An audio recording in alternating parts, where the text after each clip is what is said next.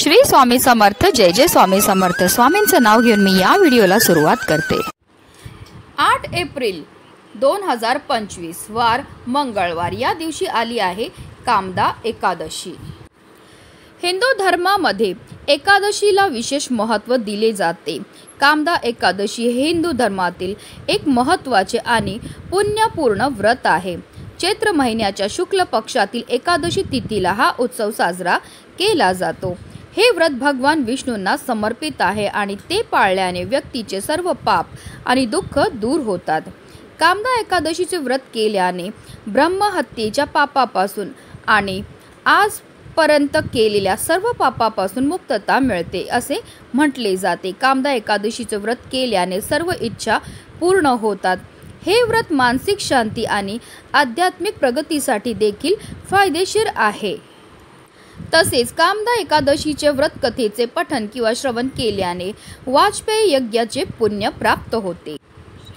एकादशीचे व्रत केल्याने आपल्या जीवनातील सर्व समस्या तर दूर होतातच, त्यासोबतच आपल्या मनातील सर्व नकारात्मक ऊर्जा निघून जातात।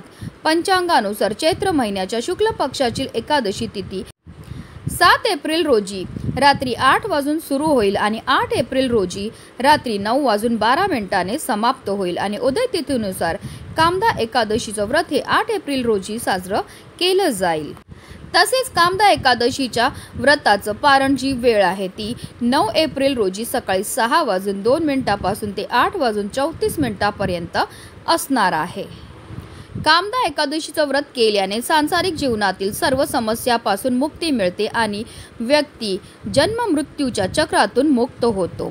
एकादशीचे व्रत केल्याने पापाचा नाश होतो आणि भक्तांच्या पूर्वजांनाही मोक्ष मिळते। धार्मिक दृष्ट्या हा दिवस अतिशय महत्त्व असल्यामुळे या दिवशी काही प्रभावी सेवा आणि उपाय देखील केले जातात आणि म्हणूनच कामदा एकादशीच्या दिवशी तुम्ही व्रत नाही केलं तरीही चालेल, पण सकाळीच इथे लावा फक्त असा एक दिवा।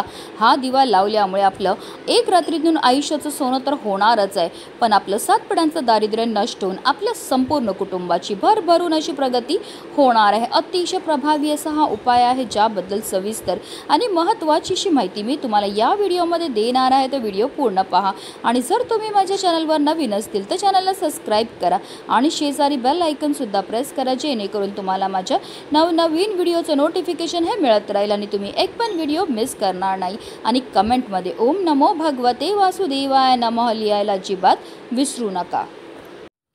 कामदा एकादशीच्या दिवशी आपल्याला ब्रह्ममुहूर्तावर उठायचं आणि अंथरुणामध्ये श्री हरी विष्णू आणि माता लक्ष्मीचं स्मरण हे करायचं, कारण असं म्हटलं जातं ब्रह्ममुहूर्तावर आपण जे पण कार्य करतो त्यामध्ये आपल्याला अनंत पटीने पुण्यफळ हे प्राप्त होत असतं। त्यानंतर आपल्याला स्वच्छ स्नान करायची आहे आणि त्यानंतर जर तुम्हाला शक्य असेल तर आवर्जून लाल किंवा पिवळ्या रंगाचे कपडे हे परिधान करा।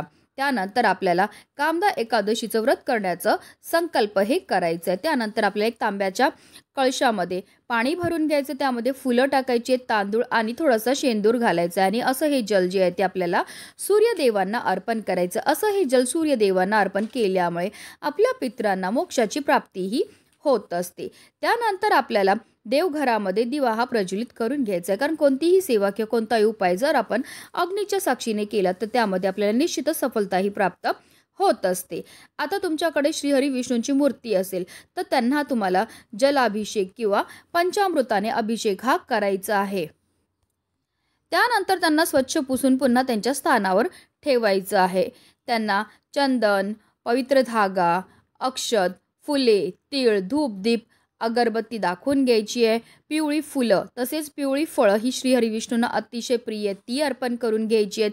सुपारी, नारळ या सर्व वस्तू आपल्याला श्रीहरी विष्णूंना अर्पण करायच्या आणि त्यामध्ये सर्वात महत्त्वाची वस्तू म्हणजे तुळशीपत्र। श्रीहरी विष्णूंना तुळशीपत्र हे अतिशय प्रिय आहे, म्हणून आपल्याला काय करायचं, एक तुळशीचं पत्र आपल्या उजव्या हातामध्ये घ्यायचं आणि आपल्या मनातली इच्छा बोलून ते तुळशीचं पत्र श्रीहरी विष्णूंच्या चरणावर अर्पण करायचं। असं केल्यामुळे आपली कितीही कठीणातील कठीण इच्छा ही पूर्ण होते। नंतर आपल्याला कामदा एकादशीच्या व्रताची कथा, पठण किंवा श्रवण ही करून घ्यायची। त्याचबरोबर आपल्याला आरतीही करून घ्यायची आणि आपल्याकडनं झालेल्या कळत नकळत चुकांची आपल्याला क्षमायाचनाही करून घ्यायची आहे। तसेच आपल्याला भगवान विष्णूंच्या स्तोत्रात चं पठण करायचं आहे। तसेच विष्णू सहस्त्रनामाचं सुद्धा पठण हे करायचं। या दिवशी जागरणाला सुद्धा विशेष महत्त्व हे दिलं जातं। द्वादशीच्या दिवशी ब्राह्मणांना जेवण दिल्यानंतर आपल्याला सात्विक अन्न ग्रहण करून व्रत हे सोडायचं आहे। अशा रीतीने आपल्याला पूजा विधी ही करून घ्यायची आहे। हिंदू धर्मानुसार आपण जेव्हा देवांची पूजा करतो तेव्हा दिवा नक्की लावतो, कारण दिवा हा ज्ञानाचा आणि प्रकाशाचा प्रतीक आहे। पूजेमध्ये दिव्याला विशेष महत्त्व आहे। ज्योतिषशास्त्रानुसार दिव्याला सकारात्मकतेचे प्रतीक आणि दारिद्र्य दूर करणारे साधन मानले गेले आहे। आणि म्हणूनच जर तुमच्या आयुष्यामध्ये आलेला पैसा टिकून राहत नसेल, पैशाला पैसा लागत नसेल, ज्यामुळे तुमच्या जीवनामध्ये दारिद्र्य, गरिबी आणि कर्ज झालं असेल, तर हा अत्यंत प्रभावी उपाय जो आहे तो आवर्जून प्रत्येकाने कामदा एकादशीच्या दिवशी करायचा। हा उपाय करण्याकरता आपल्याला एक दिवा हा लागणार आहे। आता दिवा तुम्ही कोणताही घेऊ शकता। तुम्ही अगदी मातीची पंती घेतली किंवा कणकेपासून दिवा तयार केला किंवा अगदी रोजच्या देवपूजेमध्ये जो दिवा तुम्ही घेतात तो घेतला तरीही चालणार आहे। ह्या दिव्यामध्ये आपल्याला 2 वातीची 1 वात करून लांब वात ही टाकायची। तसेच हा उपाय आपण लक्ष्मी प्राप्ती करता करतोय, इच्छापूर्ती करता करतोय, म्हणून आवर्जून यामध्ये आपल्याला शुद्ध गाईचं तूपच वापरायचं। पण आता काही कारणास्तव नसेल तुमच्याकडे गाईचं तूप, तर रोजच्या देवपूजेमध्ये जे तुम्ही तेल वापरता ते टाका आणि त्यामध्ये तुम्हाला चिमूटभर हळद ही टाकायची आहे। आता आपल्याला हा एक प्लेट घ्यायची आणि त्या प्लेटवर आपल्याला हळद आणि कुंकूने एक स्वास्तिक हे काढून घ्यायचं आहे। या स्वास्तिकवर आपल्याला मूठभर तांदूळ ठेवायचे आणि त्या तांदळावर आपल्याला हा दिवा जो आहे तो प्रज्वलित करून ठेवायचा। आणि आता ही प्लेट उचलून आपल्याला आपल्या देवघरामध्ये असणारे श्री हरी विष्णू आणि माता लक्ष्मी समोर ठेवायची आहे। आणि या दिव्यामध्ये आपल्याला चिमूटभर काळे तिळ हे टाकायचे। तिळांना दारिद्र्य नाशक असं सुद्धा म्हटलं जातं। तसेच तिळांची उत्पत्ती ही श्री हरी विष्णूंच्या घामापासून झाली होती आणि जेव्हा आपण काळ्या तिळांपासून काही उपाय किंवा सेवा करतो तर त्यामुळे आपल्या जीवनामध्ये असणारा प्रखरातला प्रखर पितृदोष, ग्रहदोष, शत्रुपीडा आणि दारिद्र्य दूर होण्यामध्ये मदत ही मिळत असते। तसेच या दिव्यामध्ये आपल्याला एक हिरवी वेलची आणि एक लवंग सुद्धा टाकायची आहे। जी लवंग आणि हिरवी वेलची आपण टाकणार ती व्यवस्थित पाहून घ्यायची, ती अखंड असावी, कुठेही तुटलेली, फुटलेली किंवा खराब झालेली नसावी। ज्याप्रमाणे लवंग आणि हिरवी वेलची आपल्या जेवणाची चव वाढवतात त्याचप्रमाणे आपलं भाग्य उजळवायचं काम करतात। तसेच माता लक्ष्मीला लवंग आणि हिरवी वेलची अतिशय प्रिय आहे आणि दिव्यामध्ये ही लवंग आणि हिरवी वेलची टाकल्यामुळे माता लक्ष्मी आपल्या घराकडे आकर्षित होते। त्याचबरोबर आपल्याला या दिव्यामध्ये 1 रुपयाचं एक नाणं सुद्धा टाकायचं आहे, कारण पैशांना माता लक्ष्मीचं स्वरूप हे म्हटलं जातं। आणि असा हा सिक्का किंवा असं हे जे 1 रुपयाचं नाणं आपण त्या दिव्यामध्ये टाकलं तर त्यामुळे माता लक्ष्मी आपल्यावर प्रसन्न होते आणि तिचं अखंड आगमन आपल्या घरामध्ये होत असतं। हा संपूर्ण उपाय आपण देवघरामध्ये बसूनच करणार। तर या दिव्याला आपल्याला हळद, कुंकू, अक्षदा, धूप, दीप, अगरबत्ती दाखवून घ्यायची आहे। तसेच एक फूल सुद्धा अर्पण करून घ्यायचं आहे आणि त्यानंतर आपल्याला तिथेच बसून काही सेवा ह्या करायच्या आहेत। आपल्याला 1 वेळा व्यंकटेश स्तोत्राचं पठण करायचं। त्याचबरोबर 1 माळ आपल्याला ओम नमो भगवते वासुदेवाय नमः या प्रभावी मंत्राचा जप हा करायचा आहे। त्याचबरोबर आपल्याला 1 वेळा महालक्ष्मी अष्टकमचं पठण करायचं आहे। तसेच श्री सूक्तमचं पठण सुद्धा करायचं आहे आणि आपल्याला 1 वेळा विष्णू सहस्त्रनामाचं पठण सुद्धा करायचं आहे। या सर्वही अतिशय उच्च कोटीच्या सेवा आहेत। ह्या सेवा केल्यामुळे आपल्यावर फारच लवकर श्री हरी विष्णू आणि माता लक्ष्मी प्रसन्न होतात।